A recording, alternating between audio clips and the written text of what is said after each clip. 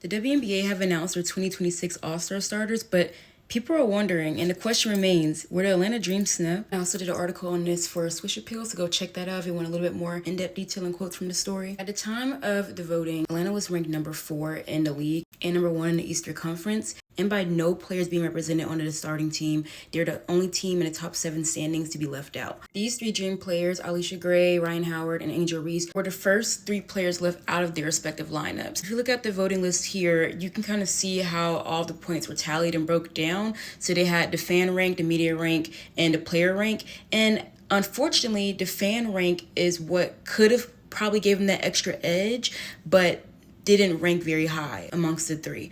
Granted, Ryan Howard plays the 3rd position and she was in the guard ballot, and the guard was overpopulated, a whole bunch of people to choose from in limited spots. That was also another reason why it was harder for her to get that nod. And Alicia Gray was right behind her, so they were right there, as you can see as well. For the front court, Angel Reese was literally next in line. And that fan vote would have probably given them that extra push that they needed to make it on that starting rotation. Reese said that she expected to be disrespected as far as her getting snubbed, but she didn't expect that same outcome for her teammates Howard and Gray, because they're the reason why they are in the standings that they're in. As far as getting the success that they've been getting this year, she's giving their flowers, saying that they're the reason why we've been doing so well. And for them not to make the team, I think it's just a slap in the face. So she said, they're not going to say anything, but I will. I want to stand up for my teammates and show that we should have definitely had at least one of our players on the team, especially with the dominant season we kind of started off with. Coach Carl Smesco also said it was disappointing. He also added that the fan votes was definitely something that could have differentiated between a few points that could have gotten him that starting spot.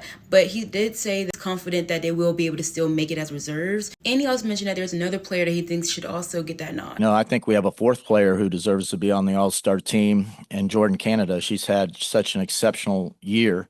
And then as a coach, you have to vote in 3 of our players because they are 3 of the top 10 players in the league.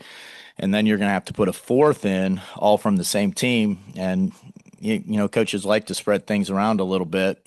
So I'm just hoping that all of our players who deserve to be on the All-Star team end up making it. Now, Smesco added that he did agree that the players should have been able to make it off merit alone. However, like you saw, he does have confidence that they will make it at least as reserves. I've even seen fans of other teams saying that they don't understand why Atlanta didn't at least have one starter on the team as representation. But guys, let me know, do you think that Atlanta got snubbed? Why or why not?